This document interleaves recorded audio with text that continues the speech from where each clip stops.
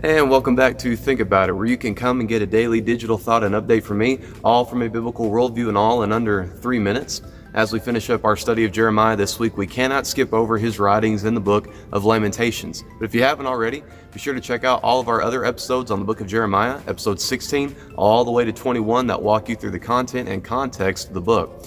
Arguing who is the greatest of all time in any context is always interesting and fueled with debate, but the sports world seems to be having the most conversations recently. There's been a debate in the music industry for quite some time as well, especially when it comes to rap. And so, right now, your Saturday thought and update is coming your way.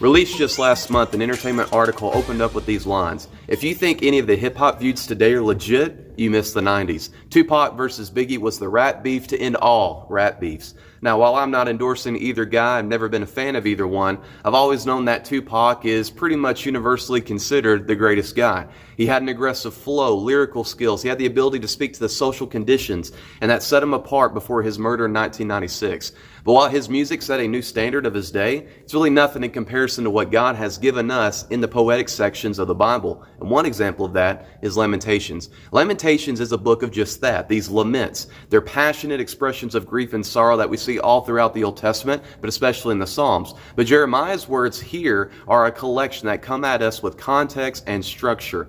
He responds as he's looking out on the fall of Jerusalem in 597 to 587 BC, after repeatedly warning God's people of future judgment. And the means of judgment would be invaders of the north, the Babylonians, led by King Nebuchadnezzar. His invasion over the course of several years brought about a devastating loss of leadership, land, freedom, the holy city, which also included the beautiful temple. So Lamentations as a whole is a book that mourns the end of an era after so many people foolishly convinced themselves that they were indestructible despite all of God's warnings. And although we can't fully appreciate the poetic structure of this book in our modern translations, this entire book is written in very skilled poetry. Much of the book follows a specific flow and pattern of what we call a funeral psalm. We also see throughout the book Hebrew letters many times in the margin that signify that this is an acrostic, where lines and stanzas start following a flow of letters. The first 4 chapters follow an acrostic pattern, and the 5th chapter, although not an acrostic, has 22 lines to model the 22 Hebrew characters. The level of orderliness in this book is fascinating, especially when you consider that Jeremiah had to put these intense passions and words all together in a flow. But lastly, as we consider this whole collection of poems, we see that it has balance. Chapters 1 and 5, Jeremiah describes the extent and effects of destruction. Chapters 2 and 4 are his sorrow and confusion from suffering under God's hand. But chapter 3 is the climax, the pinnacle, the crescendo that has balance on both sides. Key verses are verses 22 to 23. "Because of the Lord's great love we're not consumed, his compassions never fail. They're new every morning. Great is his faithfulness." So when you consider this book, this tremendous book, you find that it's a book of organized agony, structured sadness, and sophisticated sorrow. It seems to me that Lamentations is arguably the greatest poetic section in all of Scripture.